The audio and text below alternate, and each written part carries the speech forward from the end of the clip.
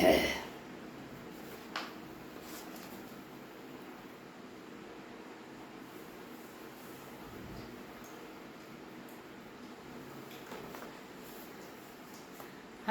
சகோதர சகோதரிகளை, இயேசு கிறிஸ்து நாமத்தினால உங்களை நான் வாழ்த்துகிறேன்.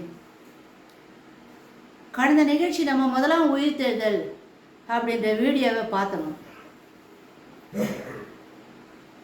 இப்போ நம்ம என்ன பார்க்க போறோம்னா, 1000 ஆண்டு ஆட்சி. 1000 ஆண்டு ஆட்சி, அதாவது கல் ராஜ்யம். சாத்தான் கட்டப்பட்டு பாதாளத்துக்குள் வைக்கப்படவும், கிறிஸ்து பூமியில் அரசாட்சி செய்யவும் 1000 வருடங்கள் முன்குறிக்கப்பட்டுள்ளதை நாம் புதிய ஏற்பாட்டில் பல இடங்களில் எழுதியிருப்பதை நம்ம இதை பார்க்குறோம். 1000 வருடம் அரசாட்சி, 1000 வருஷம் அப்படின்றத புதிய ஏற்பாட்டில் பல இடங்களில் எழுதப்பட்டிருக்கிறத நம்ம பார்க்க முடியுதுங்க வசனத்தின் மூலமா. கிறிஸ்து இயேசு நமது 12 சீடர்களுக்கு ஜெபத்தை கற்றுக் கொடுத்தார். எங்களுக்கு ஜெபிக்க தெரியல, எங்களுக்கு ஜெபத்தை கற்றுக் கொடுங்கன்னு சீடருங்க கேட்குறாங்க. அப்போ நம்ம ஆண்டவராகிய இயேசு கிறிஸ்து 12 சீடர்களுக்கு ஜெபத்தை கற்றுக் கொடுக்குறாரு. அந்த ஜெபத்தில் என்ன சொல்றாரு பாருங்க, அதில் உம்முடைய ராஜ்யம் வருவதாக, பரலோகத்தில் இருக்க எங்கள் பிதாவே அப்படின்ற ஜெபத்தை செய்கிறார் இல்லையா, அதில் உம்முடைய ராஜ்யம் வருவதாக என்கின்ற வார்த்தை, ராஜ்யம். அவர் ஊழிய காலத்தில் நீங்கள் கூர்ந்து கவனிச்சிங்கன்னா ராஜ்யம் ராஜ்யம், எப்போ பாரு ராஜ்யத்தை பற்றி தான் பேசுவார் என்று பல இடங்கள் பேசியிருக்கிறார். இதை இந்த ராஜ்யத்தை குறித்து உவமை மூலமாக கூட அவர் பேசியிருக்கிறாருங்க. இந்த பூமியில் இயேசு கிறிஸ்து 2வது முறை இந்த பூமிக்கு வந்து பூமியை, அதாவது இந்த பூமியில் இருக்கிற குடிகளே ஆட்சி செய்வார் என்கின்ற கருத்தை, அப்படின்ற விஷயத்தை தானியேல் புஸ்தகம் 2வது அதிகாரம் 35வது வசனமும் 44வது வசனங்களில் இதை நம்மளை எழுதப்பட்டிருக்கிறத நம்மளால் பார்க்க முடியுமா. 1000 வருஷத்தை பற்றி இந்த பூமியில் 1000 வருஷ காலத்தில் இந்த பூமியில் மக்கள் இருப்பாங்களாம். யார் இருப்பாங்க அப்படின்னு நம்ம அடுத்த வீடியோவில் நம்ம பார்க்க போகிறோம். இப்போ ராஜ்யம், கல் ராஜ்யம் அப்படின்ற 1000 ஆண்டு அரசாட்சி பாகம் 1 இது. பாகம் 2 அதை பற்றி நம்ம யார் யார் இருப்பாங்கிறதெல்லாம் பேச போகிறோம். இந்த 4 அதாவது தானியேல் புஸ்தகத்தில் நெபுகாத்நேச்சார் ஒரு சிலையை தரிசனத்தில் பார்க்குறாரு. பொன்னாலான சிலை, அதாவது தலையெல்லாம் பொன்னால் ஆகிருக்குது, ஷோல்டர் அதெல்லாம் வெள்ளியால் ஆகிருக்குது, வயிறெல்லாம் வெங்கலத்தால் ஆகிருக்குது, கால் வரைக்கும் இரும்பால் ஆகிருக்குது, பாதங்கள் கால் பாதம் இரும்பும் களிமண்ணும் சேர்ந்து ஆயிருக்குது. அப்படின்னு 4 ராஜ்யங்களை பற்றி, 4 அரச ஒரு சிலையை பற்றி அவர் கனவு காண்றார். அந்த சிலைக்கு உண்டான அர்த்தம் என்னான்னு தெரியல அந்த ராஜாவுக்கு. அதனால் தானியேலை கூப்பிட்டு கேட்குறாங்க. தானியேல் அந்த விஷயத்தை விளக்கி சொல்கிறார். அதாவது நெபுகாத்நேச்சார், அதாவது அவர் பார்க்குற அந்த அந்த சிலை இந்த பூமியில் இருக்கிற ராஜ்யத்தை குறிக்கிற ஒரு அடையாளம் தான் அந்த சிலை. பொன்னாலான ஒரு ராஜ்யம், வெள்ளியாலான ஒரு ராஜ்யம், வெண்கலத்தாலான ராஜ்யம், இரும்பும் களிமண்ணுமாக சேர்ந்த ராஜ்யம். இந்த ராஜ்யத்தை பற்றி தான் நெபுகாத்நேச்சர் அந்த சிலையை கனவுல பார்க்குறாரு. அதுக்குண்டான அர்த்தமெல்லாம் தானியேல் அந்த ராஜாவுக்கு விளக்கி சொல்றாரு. தானியேலின் புஸ்தகம் 2வது அதிகாரம் 35வது வசனமும் 44வது வசனமும், திரும்ப 31 35 வசனம் வரைக்கும் நம்ம படித்து பார்த்தோம்னா இந்த பொன் சிலையை பற்றி எழுதப்பட்டிருக்குதுங்க. அதை நம்ம வேதத்திலேயே இப்போ நம்ம படிக்கலாம்.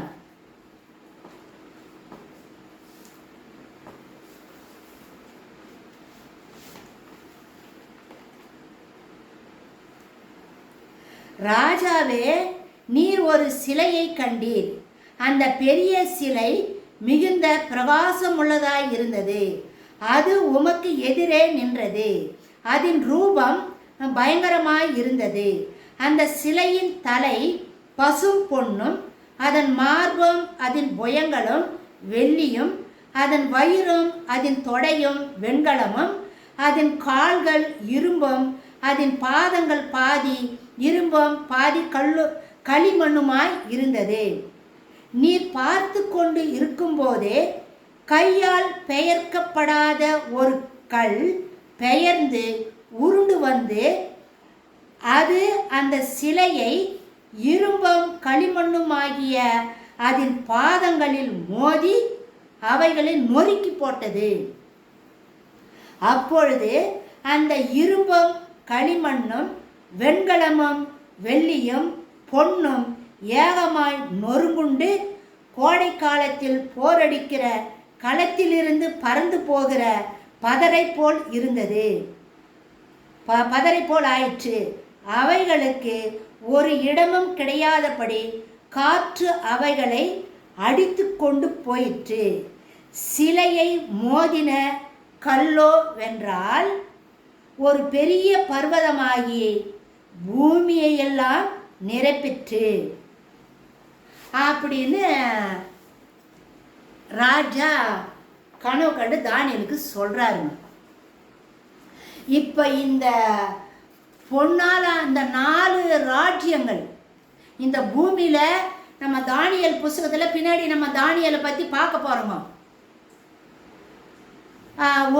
ஒரு மிருகமும் எழும்பி வரும். அது ஒரு ராஜாக்களை குறிக்கிற ஒரு அடையாளம் தான். 4 மிருகங்கள் எழும்பி வரும். 4 ராஜ்யத்தை குறிக்கிற ஒரு அடையாளம். இப்போ இந்த சிலை இருக்குது பார்த்தீங்களா? இந்த சிலைய கையால் பெயர்க்கப்படாத ஒரு கல் மலையிலிருந்து, அதாவது வானத்திலிருந்து உருண்டு வந்து இந்த சிலையினுடைய கால்க்குது பற்றியா களிமண்ணு இரும்பாலான அந்த பாதத்தின் மீது வந்து மோதுது. அந்த கல் மோதும் பொழுது சிலையெல்லாம் நொறுங்கி சுக்கு நூறாயி பதற போல பறந்து போகுது. இருக்கிற இடம் தெரியாமல் போயிடுது. அந்த சிலை கல் வந்து மோதந்தனால, வானத்திலிருந்து வந்த கல் சிலை மேலே மோதந்தனால சிலையெல்லாம் நொறுங்கி இருக்கிற இடம் தெரியாமல் தூசி போல ஆயிடுச்சு. இருக்கிற இடம் தெரியாமல் ஆயிடுச்சு. ஆனால் அந்த கல் மட்டும் இருக்குது. அந்த கல் பெரிய பர்வதமாகி பெரிய மலை போல பெருசாகி இந்த பூமியை நிரப்பிற்று அப்படின்னு வசனம் சொல்லுது. இதுக்கு என்ன அர்த்தம்னா, இந்த பூமியில ஆண்டு வர ராஜ்யங்கள், வல்லமை உள்ள 4 ராஜ்யங்கள் எல்லாம் அழிக்கப்படும். யாரால அழிக்கப்படும்? வானத்திலிருந்து உருண்டு வந்த கல் அப்படின்னு சொல்றோம் பார்த்தியா?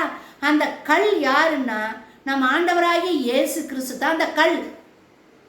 அந்த கல் இந்த சிலை மேலே வந்து மோதும் பொழுது இது இருக்கிற இடம் தெரியாம போச்சு பார்த்தியா? நம்ம ஆண்டவராகிய இயேசு கிறிஸ்து பரலோகத்தை விட்டு இந்த பூமிக்கு வருவார். வரும்பொழுது 1000 ஆண்டு அரசாட்சி செய்வார். அப்போ இந்த பூமியில எந்த ராஜாக்களும் ஆளுகை செய்ய முடியாது. ராஜாக்கள் இருப்பாங்க, மனிதர்கள் இருப்பாங்க, ஆனா அவங்கெல்லாம் இந்த பூமியை ஆளுகை செய்ய முடியாது. வானத்திலிருந்து பறந்து வந்துச்சு, உருண்டு வந்த கல் பெரிய பர்வதமாச்சு. அவர் தான் 1000 ஆண்டு இந்த பூமியில ராஜாதி ராஜாவாக இருந்து ஆட்சி செய்ய போறாரு. 1000 ஆண்டு அரசாட்சி. அதனால தான் சாத்தானை பிடிச்சி கட்டி பாதாளத்தில் அடைச்சி போடுது. பிணமெல்லாம் கழுகுக்கு விருந்தா கொடுத்து இடம் சுத்திகரிக்கப்பட்டுச்சு, சுத்தமாக்கப்பட்டது. ஏன்னா ராஜாதி ராஜா வந்து ஆளுகை செய்யப்பாரு. அவருடைய ராஜ்யம் எப்படி இருக்குது அடுத்த வீடியோவில் நம்ம பார்க்க போகிறோம். இயேசு இந்த 4 ராஜ்யமும் எப்படி எழுத்தின்படி உண்மையோ, இப்போ தானியேல் அதாவது நேபுகாத்நேச்சார் கண்ட அந்த சிலை, தரிசனத்தில் பார்த்த அந்த சிலை வந்து ராஜ்யங்களை குறிக்கிற அடையாளம். அந்த ராஜ்யமெல்லாம் உண்மையாக நடந்து முடிந்துச்சு. இன்னும் ஒரு ராஜ்யம் இருக்குது.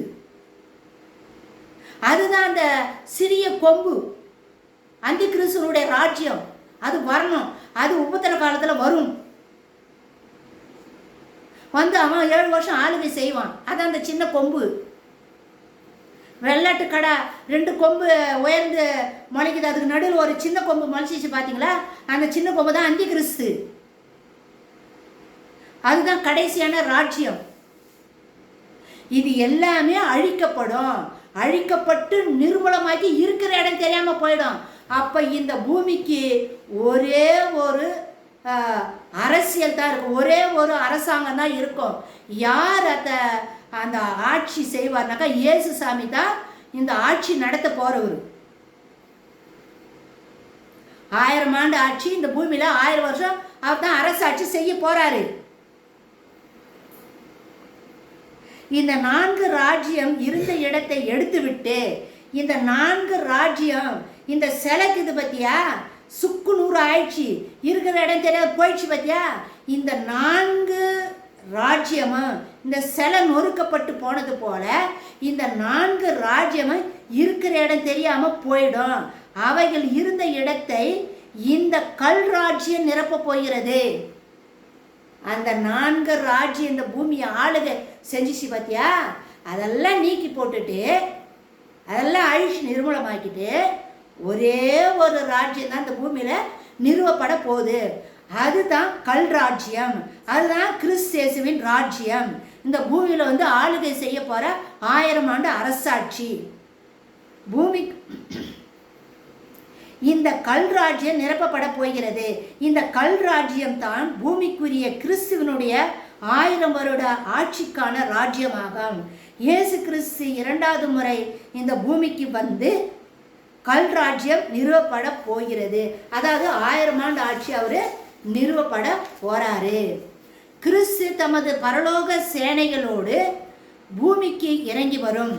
இயேசு சாமியும் அவருடைய சேனையும் பரலோகத்தை விட்டு இந்த பூமிக்கு இறங்கி வருவாங்க. அப்பொழுது இதை நீங்கள் இறங்கி வருது அப்படின்னு சொல்கிறேன் பார்த்தீங்களா, அதான் தேன் நிலவு அப்படின்ற தலைப்பில் நான் பேசியிருப்பேன். அவங்க எப்படி வராங்க, ஏன் வராங்க, இன்னத்துக்கு வராங்க அப்படின்ற செய்தியானது தேன் நிலவு அப்படின்ற தலைப்பில் பேசியிருப்பேன். தயவுசெய்து அந்த வீடியோ பாருங்கள். அது பார்த்தா தான் இந்த கல் ராஜ்யம் என்னன்னு புரியும். பார்க்காதவங்களாம் அந்த தேன் நிலவு அப்படின்ற தலைப்பில் இருக்கிற வீடியோ தயவுசெய்து போய் பாருங்கள். அப்பொழுது இறங்கி வர அப்பொழுது அவருக்கு எதிராக நிற்கும் அந்தி கிறிஸ்துவை அழித்து பூமியின் அன்றைய நாடுகளையெல்லாம் நியாயம் தீர்ப்பார். இயேசு கிறிஸ்து அப்போ அவர் வரப்போகிற 2ஆம் வருகையில் இந்த பூமியில் ஜனங்க இருப்பாங்க, அரசாங்கம் இருக்கும். அதெல்லாம் அவர் நியாயம் தீர்க்க போகிறாரு. மத்திய எழுதின சுவிசேஷம் 25வது அதிகாரம் 31லிருந்து 34 திருவசனங்களின்படி இன்னும் எழுதிய மனுஷகுமாரன் தமது மகிமை பொருந்தினவராய் சகல பரிசுத்தவான்களோடும் கூட வரும்பொழுது தமது மகிமையுள்ள சிங்காசனத்தில் வீற்றிருப்பார் அப்படின்னு வசனத்தில் வாசிக்கிறோம். 1000 பரிசுத்தவான தூதர்களோடு இறங்கி வர யூதாவும் எழுதி வைக்கிறாரு. ஏசாயாவும் 43வது அதிகாரத்தில் சொல்றாரு. இங்கேயும் மத்திய 25வது அதிகாரத்திலையும் மனுஷகுமாரன் தமது மகிமை பொருந்தினார், மகிமையோடு அவர் வரும்பொழுது அவர் பின்னாடி பரிசுத்தவான்களும் கூட சேர்ந்து வருவாங்க. வரும்பொழுது அந்த சிங்காசனத்தில் யார் இருப்பாங்களா? நம்ம ஆண்டவராகி இயேசு கிறிஸ்து ராஜாதி ராஜாவாக ஆளுகை செய்ய போறாரு. இவ்விதமாக தேர்ந்தெடுக்கப்பட்ட நாடுகளால் சுதரிக்கப்பட உள்ள ராஜ்யமே பூமிக்குரிய கடைசியாக உள்ள கல் ராஜ்யம். இதுவே கிறிஸ்துவின் 1000 வருட ராஜ்யமாகும். தேர்ந்தெடுக்கப்பட்ட நாடுகளால் நம் ஆண்டவராகிய இயேசு கிறிஸ்து நாடுகளை தேர்ந்தெடுப்பாராம். இப்போ எப்படி அமெரிக்கா, ஐரோப்பா, ஆசியா நம்ம கண்டன்னு சொல்கிறோம். அப்போது 1000 ஆண்டு அரசாட்சியில் இயேசு சாமி நாடுகளை தேர்ந்தெடுப்பாராம். அவர் தேர்ந்தெடுப்பார். நியாயம் தீர்த்துட்டு ஆளுகை செய்யறதுக்கு நாடுகளை தேர்ந்தெடுப்பாராம். தேர்ந்தெடுக்கப்பட்ட நாடுகளால் சுதந்திரிக்கப்பட உள்ள ராஜ்யமே பூமிக்குரிய கடைசியாக உள்ள கல் ராஜ்யம். இதுவே கிறிஸ்துவின் 1000 வருட ராஜ்யமாகும். கர்த்தராகிய இயேசு கிறிஸ்து மனித உருவத்தில் பூமியை ஆளுகை ஆமாம், அவர் கடவுளாச்சே. அவர் இந்த பூமிக்கு வரும்பொழுது அவர் எப்படி ஆளுகை செய்வார்னா மனித உருவத்தில் தான் இருப்பார். உயிர் தெழுந்த சரீரம் இயேசு சாமி ஆவி ஆத்மா சரீரத்தோடு தானே உயிர் தெழுந்தாரு. அந்த மனித சரீரத்தோடு தான் இந்த பூமியில இருந்து 1000 வருடம் ஆட்சி செய்ய போறாரு. தேவ தூதன் இயேசு சாமி பிறக்கும் பொழுது, பிறக்கிறதுக்கு முன்னாடி இந்த பூமியில மனிதனா அவதாரம் எடுக்க போறாரு அப்படின்ற செய்தியை தேவ தூதன் மரியாளுக்கு வந்து சொல்றாரு. அப்படி சொல்லும்போது அவர் என்ன சொல்றாரு? தேவதூதன் மரியாளை நோக்கி, இதோ நீ கர்ப்பவதியாகி ஒரு குமாரனை பெறுவாய், அவருக்கு இயேசு என்று பெயரிடுவாய், அவர் பெரியவராய் இருப்பார், உன்னதமானவருடைய குமாரன் எனப்படுவார். அவர் கர்த்தராகிய தேவன் அவருடைய பிதாவாகிய தாவீதின் சிங்காசனத்தை அவருக்கு கொடுப்பார். அவர் யாக்கோபின் குடும்பத்தாரை என்றென்றைக்கும் ஆளுகை செய்வார், அவருடைய ராஜ்யத்துக்கு முடிவிராது அப்படின்ற செய்தியை தேவதூதன் அன்னை மரியாளுக்கு சொல்றாங்க. அன்னை மரியாளுக்கு சொன்ன இந்த செய்தியில 7 காரியங்கள் அடங்கி இருக்குது. தேவதூதன் சொன்ன இந்த 7 காரியங்களில் 4 காரியம் முடிஞ்சிச்சு. அவர் சொன்ன செய்தியில 4 முடிஞ்சிச்சு, இன்னும் 3 முடியல. அது என்னன்னாக்கா, எது 4 முடிஞ்சுக்குதுனாக்கா, இதோ நீ கர்ப்பவதியாகி ஒரு குமாரனை பெறுவாய். மரியாள் குமாரனை பெற்றெடுத்தாங்களா? அவருக்கு இயேசு என்று பெயரிடுவாய். இயேசுன்னு பெயர் வச்சாங்களா? அவர் பெரியவராய் இருப்பார். அவர் பெரியவராக தான் இருந்தார்.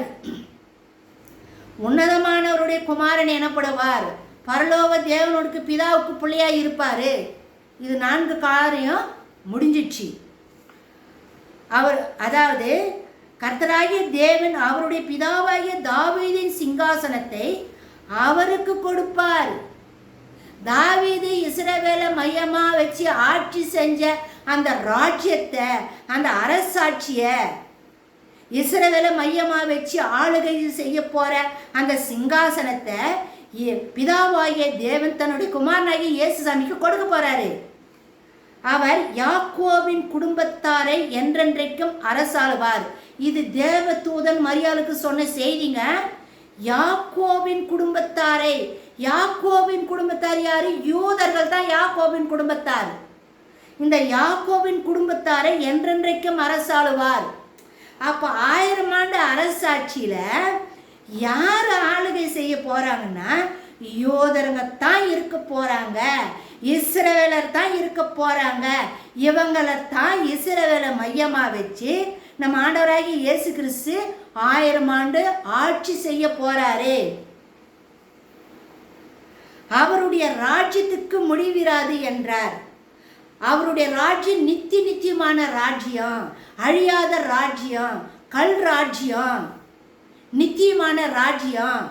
இந்த உலகத்தில் இருக்கிற ராஜ்யமெல்லாம் அழிஞ்சிடும்.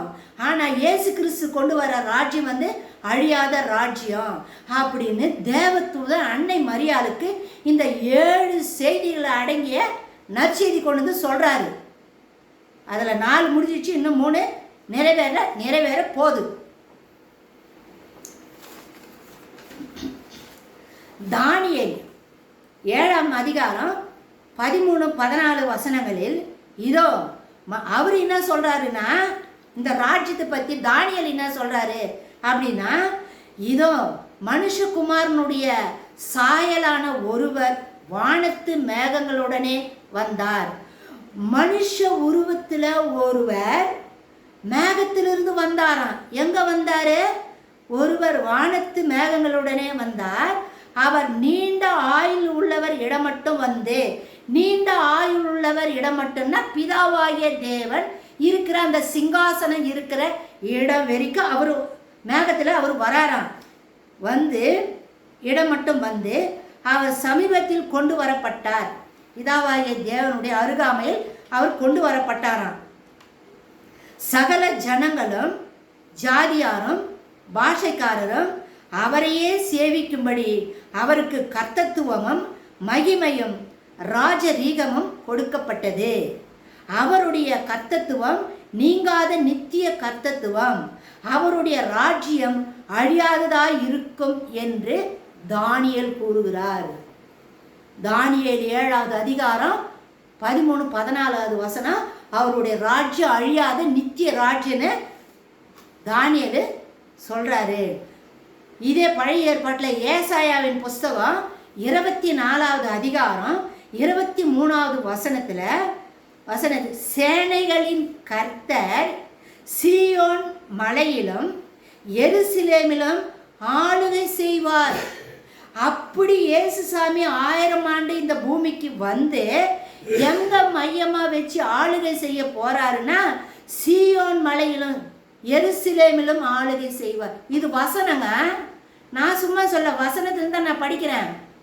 சீயோன் மலை இஸ்ரவேல் தேசத்தில் இருக்கிற எருசலேமை மையமா வச்சு ஆளுகை செய்வாராம். சந்திரன் கலங்கும், சந்திரன் கலக்கம் அடையுமா, சூரியன் நாணம் அடையும், சூரியன் வெக்கப்படுமா. ஏன்னா நம்ம ஆண்டவராகிய இயேசு கிறிஸ்து நித்திய சூரியன், அவருக்கு நித்திய சூரியனாகி இயேசுன்னு நம்ம ஆண்டவராகி இயேசு கிறிஸ்துக்கு நித்திய சூரியன் கூட ஒரு பேர் இருக்குதுங்க. அதனால இந்த பூமியில் அவரால் உருவாக்கப்பட்ட அந்த பிரகாசமான அந்த சூரியன் வெக்கப்படுமா. ஏன்னா பிரகாசம் உள்ள சூரியனுக்கு ஒப்பாய் இருக்கிற ராஜாதி ராஜா இந்த பூமிக்கு வந்துட்டாருன்றத சூரியன் வெக்கப்படுமா என்று கூறும் வசனத்திலிருந்து நமக்கு என்ன தெரிகிறது என்றால், இயேசு கிறிஸ்துவே இஸ்ரவேல் தேசத்தில் எருசலேமை தலைமை இடமாக வைத்து இந்த பூமியை ஆளுகை செய்ய போகிறார். ராஜாவாக அரசராக இருக்க போகிறார். இந்த வசனம் ஏசாயா 24வது அதிகாரம் 23வது வசனம் தத்ரூமா அப்படியே நடக்க போகுது. தலைமையிடம் எதுன்னா எருசலேமே, சீயோன் மலை, அவர் தலைமையிடம் அதுதான் இருக்கும் அப்படின்னு ஏசாயா சொல்றாரு. நான் சொல்லலை, வசனம். வானமும் பூமியும் ஒழிஞ்சிடும், என் வார்த்தை ஒழியாதுன்னு சொல்லிக்கிறாரு. இதெல்லாம் அத்தனையும் நிறைவேறும். நம்மோடு கூட இருக்கிற பரிசுத்தவான்களுக்கு தேசத்தை பங்கிட்டு ஆளுகை செய்ய அதிகாரம் தருவார். அவரோடு கூட பரிசுத்தவான்கள் வந்தாங்க இல்லையா, வெண்வஸ்திரம் தரித்து பிரகாசம் உள்ளவராக வந்தாங்க, பரலோக சேனை அவரோடு கூட வந்துச்சு அப்படின்னு சொல்கிறோம் பார்த்தீங்களா. யார்? மணவாட்டியாகிய சபை, கிறிஸ்துக்குள்ள மரிச்ச பரிசுத்தவான்கள் இந்த பூமியில் இருக்கிற தேசங்களை நம் ராஜாதி ராஜா இயேசு ராஜா பங்கிட்டு கொடுப்பாராம் ஆளுகை செய்யறதுக்கு. அப்ப யார் ஆளுகை செய்வாங்கன்னா பரிசுத்தவான்கள் தான். யார் ஆளுகை செய்ய போறாங்க அப்படின்னா, இந்த பூமியில மனித சரீரத்தோடு மக்கள் இருப்பாங்க. யார் யார் இருப்பாங்கன்றதெல்லாம் பின்னாடி செய்தியில் நம்ம பார்க்க போறோம்.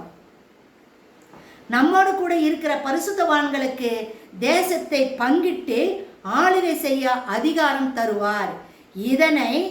இதைத்தான் லூக்காஸ் எழுதின சுவிசேஷம் 19வது அதிகாரம் 11லிருந்து 26 திருவசனங்களை நம்ம படித்து பார்த்தோம்னா, இந்த உவமையில் ஒரு உவமையை சொல்கிறாரு.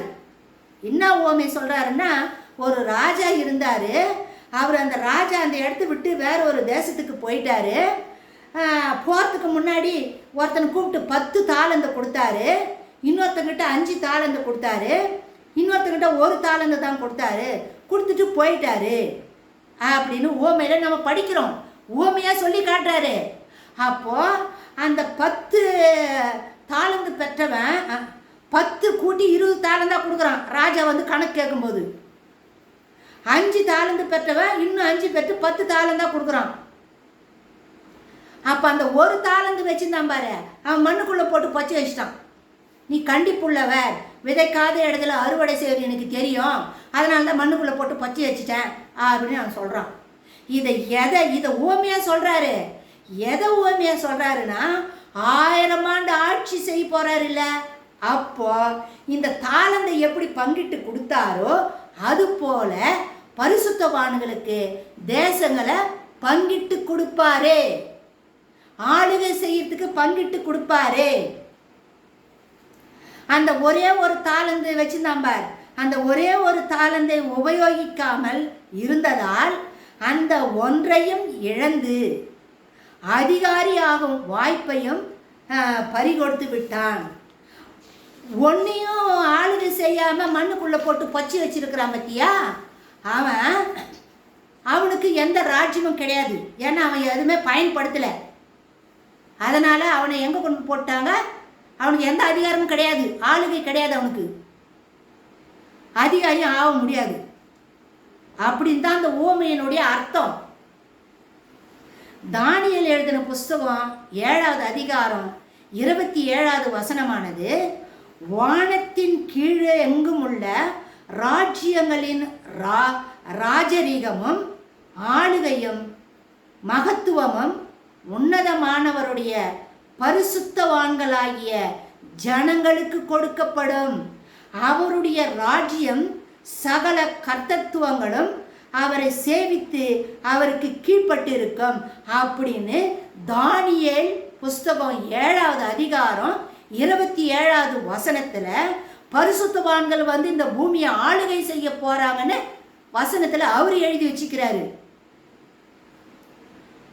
வானத்தின் கீழே, வசனம் பாருங்க, வானத்தின் கீழே எங்கும் உள்ள ராஜ்யங்களின் ராஜ்யமும் ஆளுகையும் மகத்துவமும் உன்னதமானவருடைய பரிசுத்தவான்களாகிய ஜனங்களுக்கு கொடுக்கப்படும். பரிசுத்தமா அவரோடு கூட வந்தாங்க பாரு, அந்த ஜனங்களுக்கு இந்த பூமியை ஆளுகை செய்யக்கூடிய அதிகாரத்தை கொடுப்பாருன்னு தானியேல் 7வது அதிகாரத்தில் எழுதப்பட்டிருக்குது. சகல கர்த்தத்துவங்களும் அவரை சேவித்து அவருக்கு கீழ்பட்டிருக்கும். இயேசு சாமியினுடைய ராஜ்யத்துக்கு கீழே தான் இந்த பூமியில் இருக்கிற ராஜாக்கள் எல்லாம் இருப்பாங்க. இப்பூமியின் 1000 வருட ஆட்சியின் பொழுது மாம்சீகத்தில் உள்ள மக்கள் ஒரு கூட்டமும், எப்படிங்க யாருங்க வந்து ஆளுகை செய்ய போறாங்க அப்படின்னா, பரிசுத்தவான்கள் தான் அதிகாரியாக இருந்து ராஜ்யங்களை ஆளுகை செய்ய போறாங்க. அப்போ யார் ஆளுகை செய்ய போறாங்கன்னா, மாம்சீக சரீரத்திலேயே இந்த பூமியில மக்கள் இருப்பாங்க, அவங்கள ஆளுகை செய்ய போறாங்க. எப்படிங்க இது சாத்தியமாகுமா அப்படின்னு சொன்னா, மாம்சத்தில் உள்ள மக்கள் ஒரு கூட்டமும் அதே வேளையில் உயிர் தெழுந்த மகிமையின் சரீரத்தில் தோன்றும் கூட்டம் இன்னொரு பக்கமாக, இரண்டும் ஒன்றுக்கொன்று மாறுபட்ட சரீரங்களின் நிமித்தம் ஒருங்கிணையவோ கலக்கவோ முடியாத சூழ்நிலையில் இருப்பார்கள். அதாவது 1000 ஆண்டு அரசாட்சியில் இந்த சாகாம மரிக்காம இந்த மனித சரீரத்தோட ஆவி ஆத்மா சரீரத்தை சொன்ன பார்த்தீங்களா, இந்த ஆவி ஆத்மா சரீரத்தோடு மரிக்காத ஜனங்க இந்த பூமியில இருப்பாங்களாம். இவங்களைத்தான் பரிசுத்தவான்கள் ஏசாமியோட கூட வந்தாங்க பாரு, அவங்க ஆளுகை செய்ய போறாங்க. எப்படி? அந்த மாம்சீக சரீரமோ பூமிக்குரிய சரீரத்தில் இருக்கிறவங்களும் இருக்கிறாங்க,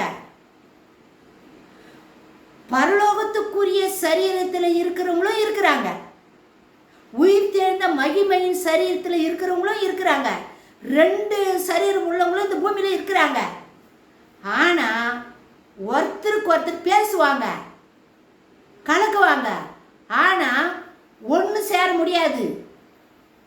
மாம்சீக சரீரத்தில் இருக்கிறவங்களும் ஆவிக்குரிய சரீரத்தில் இருக்கிறவங்களும் ஒன்றா இணைய முடியாது, சேர மாட்டாங்க, ஒன்றுக்கு ஒன்று ஒருங்கிணையவோ கலக்கவோ முடியாத சூழ்நிலையில் இருப்பார்கள். இது சாத்தியமா? இது உண்மையிலேயே இப்படி நடக்குமா என்று பலர் கேட்கலாம். என்னங்க சொல்றீங்க நீங்க? 1000 ஆண்டு ஆட்சியில் இயேசுசாமி வந்து ஆளுகை செய்யும்போது மனித சரீரத்திலையும் இருப்பாங்க, உயிர்த்தெழுந்த சரீரத்தில் இருப்பாங்களா?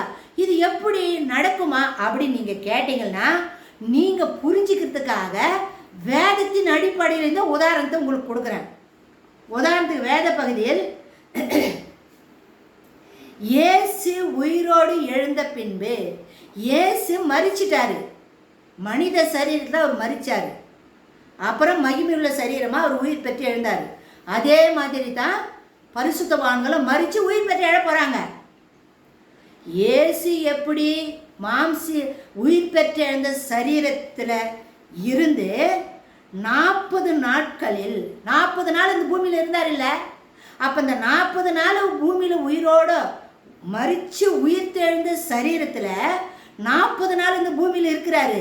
அப்போ இருக்கும்பொழுது 11 முறை தமது சீடர்களுக்கு காட்சி அளிக்கவில்லையா? 11 முறை காட்சி கொடுக்குறாரு. 11 முறை சீடர்களோடு கூட கலந்து பேசுகிறாரு. அவர்களோடு புசித்து அவங்களோடு கூட சேர்ந்து சாப்பிட்றாரு. ஏன் என்னை ஆவி நினைக்கிறீங்க? கிட்ட வாங்க, வந்து என்னை தொட்டு பாருங்க, எனக்கு தசை இருக்கு, எலும்பு இருக்கு, நரம்பு இருக்கு, வாங்க, ஏன் பயப்படுறீங்க அப்படின்னு மேல் மாடி அறையில் தன்னுடைய சீடர்களுக்கு தன்னை காட்சி அளிக்கும் போது உயிர் தெழுந்த சரீரம் தான் காட்டினாரு. ஆனால் சீடர்கள் வந்து மாம்சீக சரீரத்தில் இருக்கிறாங்க. மாம்சீக சரீரத்தில் இருக்கிறவங்களோட கூட இயேசுசாமியும் கலந்து தானே இருந்தார். அவங்களோட கூட சேர்ந்து தானே சாப்பிட்டாரு. கலிலேயா கடையில் மீன் சுட்டு வச்சார் இல்லை, அப்பத்தை சுட்டு வச்சார் இல்லை, இவரும் சாப்பிட்டாரு இல்லை. கேட்டார கொடுங்க, உங்ககிட்ட ஏதாவது இருந்தால் கொடுங்க, நான் சாப்பிட்றேன்னு கேட்டு வாங்கி சாப்பிட்டாரு இல்லை. உயிர் தெழுந்த சரீரத்தில் இவ்வளோ நடந்துச்சா? எம்மாவூசு சீடரோட கூட கலந்து நடந்து பேசின்னு போனார. உயிர் தெழுந்த சரீரத்தில் தானே எம்மாவூசு சீடருங்க மாம்சி சரீரத்தில் இருந்தாங்க. இயேசுசாமி உயிர் தெழுந்த சரீரத்தில் 2 பேரும் கலந்து தானே போனாங்க. அவர்களோடு நடந்து சென்று, இது இல்லாமல் ஒலிவ மலையில் பரலோகத்துக்கு எழுந்து போகும்போது 1500 பேர் கூட போனாங்க. அவர் பறையேறி போகும்போது ஒலிவ மலையை சுற்றிலும் 1500 பேர் இருந்தாங்க. அந்த 1500 பேர் மத்தியில் தானே இயேசுசாமி இருந்தார். உயிர் தெழுந்த சரீரம் இருந்துச்சு. அப்போ இந்த உயிர் தெழுந்த சரீரம் பரலோகத்துக்கு போகும்போது 1500 பேரோடு கூட தான் இருந்தார். இதெல்லாம் பூமியில் நடந்தது தானே. இது வந்து புதிய ஏற்பாடு. இயேசுசாமி உயிர் தெழுந்த சரீரத்தோட புசித்தது, மனிதனோடு கூட கலந்து உறவாடுந்தது புதிய ஏற்பாடு. பழைய ஏற்பாட்டில் ஒரு உதாரணம் கொடுக்குறேன் பாருங்க. ஆதியாகமம் 18வது அதிகாரம் 1-8 வசனங்களை நாம் வாசித்து பார்த்தால் அங்கே என்ன வருது? மம்ரேயின் சமபூமியில் ஆபிரகாமுக்கு தேவன் தரிசனமானார். மம்ரேன்ற ஒரு சமபூமியில் கூடாரத்தை போட்டு, கூடாரத்தை வாசலில் வெயில் வாசலில் உட்காந்துக்கிறாரு. யாரு? ஆபிரகாம். அந்த நேரத்தில் ஆபிரகாம் வெண்மை, அப்போ 3 தேவ தூதர்கள், 3 பேர் ஆட்கள், வெள்ளை ஆடை அணிஞ்ச 3 மனிதர்கள் வராங்க. அப்போ 3 மனிதர்கள் வரும்பொழுது உடனே ஆபிரகாம் என்ன பண்ணுறாரு? நீங்கள் என்னை தேடி வந்திருக்கிறீங்க, நீங்கள் எங்கேயும் போகாதீங்க, இந்த கருவாளி மரத்தாண்டே இருங்க, உங்களுக்கு உண்டான அப்பத்தையும் மாம்சத்தையும் நான் சமைச்சு கொண்டு வரேன், நீங்கள் சாப்பிட்டு தண்ணி குடிச்சிட்டு இலைப்பாயிட்டு அப்புறம் உங்கள் வழிபாட்டில் நீங்கள் போகலாம் அப்படின்னு ஆபிரகாம் அந்த 3 மனிதர்களுக்கு சொன்னார் இல்லை? அதே மாதிரி